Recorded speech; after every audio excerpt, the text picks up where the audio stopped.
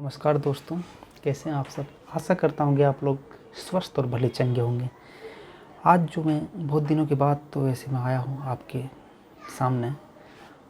अगर आपको यह वीडियो अच्छा लगे तो ज़रूर से सब्सक्राइब कर लीजिएगा और बेल आइकन भी दबा दीजिएगा ताकि जो भी नया वीडियो आए आपको पहले से तुरंत मिल जाए। ठीक है, आज मैं जो बात करने जा रहा हूँ वह नारी शक्ति वंदन अधिनियम, जो महिला आरक्षण बिल अभी करंटली जो पास हुआ है लेटेस्टली लोकसभा और राज्यसभा में, उसके बारे में बात करना चाहूँगा। मोदी सरकार इसका जो है बहुत वाहवाही लूटना चाह रही है। इसके बारे में आपको भी जानकारी होना जरूरी है, आशा करता हूँ। पहली बात तो मैं इसके बारे में बताना चाहूँगा कि 27 वर्षों से लटका हुआ था। यह 12 सितंबर 1996 में HD देवगौड़ा सरकार में पहली बार यह राज्यसभा या लोकसभा में पेश हुआ था, जो लागू नहीं हो पाया, सिर्फ पेश ही हुआ था क्योंकि उस समय या फिर सही से बहुमत नहीं था या फिर एक्शन मोड में सरकार नहीं थी। इस कारण से यह जो है लागू नहीं हो पाया। ये कानून लोकसभा और राज्यसभा दोनों में तो पास हो चुका है, लेकिन इसमें बहुत सारे कंडीशन अभी भी हैं जिसके कारण से लागू होने में भी समय लगेगा। पूर्ण रूप से जो लागू होने में इसमें समय लगेगा। यह पहला कंडीशन है परिसीमन।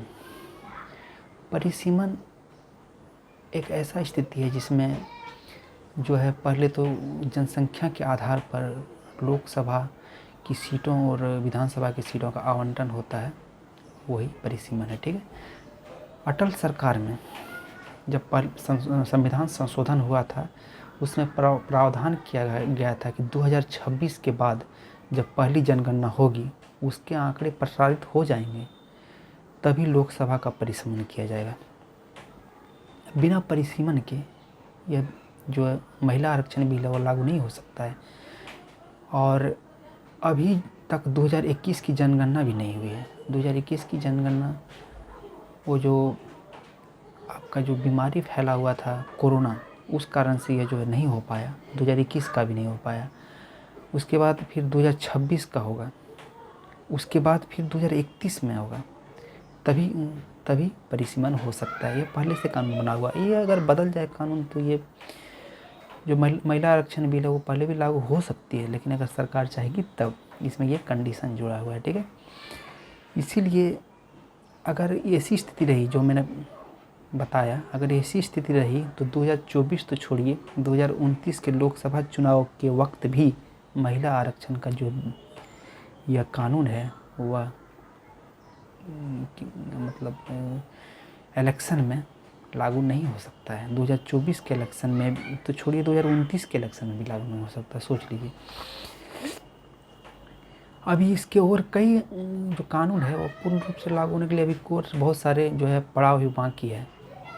इसमें जो पहला पड़ाव है वह 1 नंबर का जो है अनुच्छेद 368 के तहत अगर केंद्र सरकार के किसी कानून से राज्यों के अधिकार पर प्रभाव पड़ता है तो यह कानून बनने के लिए 50% विधानसभाओं की मंजूरी लेनी अनिवार्य होती है। मतलब अगर कोई कानून अगर उससे राज्य का कानून पर प्रभाव पड़ता है तो 50% विधानसभाओं से इसकी मंजूरी लेनी आवश्यक होती है। कानून में पहले से निर्धारित है। इसीलिए यह कानून बनाने के लिए 14 राज्यों की विधानसभाओं में इसका पास होना जरूरी है, तभी यह कानून बन पाएगा। अगर ऐसा हो भी गया, मान लीजिए अगर ऐसा हो भी गया तो अगली जनगणना और परिसीमन के बाद यह लागू हो पाएगा। जो मैंने पहले बताया कि यह जो है 2024 तो छोड़िए, 2029 के इलेक्शन में भी लागू होना मुश्किल लग रहा है। ठीक है,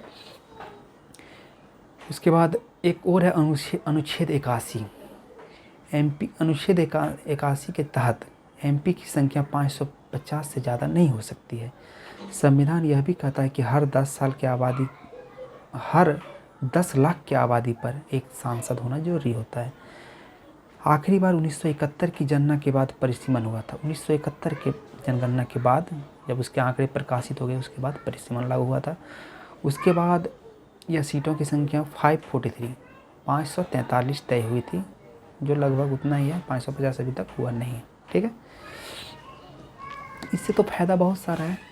इससे जो है महिलाओं की भागीदारी संसद में बढ़ेगी, विधानसभाओं में बढ़ेगी, दिल्ली विधानसभा में भी बढ़ेगी। इससे महिला और मजबूत होगी। अभी ये जब लागू हो जाएगी कानून तो 181 हो जाएगी संसद में महिलाओं की संख्या लोकसभा में। राज्यसभा जो है उतना महत्व नहीं लगता क्योंकि लोकसभा ही मेन जो है कानून जिसमें बनती है या फिर मेन जो कार्यपालिका होती है वो लोकसभा ही होती है, ठीक है। तो इसमें जो है 181 हो जाएगी महिलाओं की संख्या। अभी जो है परिसीमन नहीं होगा, उसके पहले की बात कर रहे हैं, मतलब 543 मेंबर में अगर ये हो जाता महिला आरक्षण बिल लागू तो 181 हो जाएगी महिलाओं की संख्या संसद में। अभी फ़िलहाल सिर्फ और सिर्फ 82 है, 82 है जो 181 हो जाएगी, ठीक है। राज्यों की विधानसभा में भी तो बढ़ेगी भागीदारी अगर ऐसा हुआ तो। लेकिन इसमें एक और कंडीशन है कि यह सिर्फ 15 वर्षों तक प्रभावी होगा। सिर्फ 15 वर्षों के लिए ही कानून प्रभावी रूप से लागू होने का जो नियम है वह सिर्फ 15 साल के लिए है, ठीक है।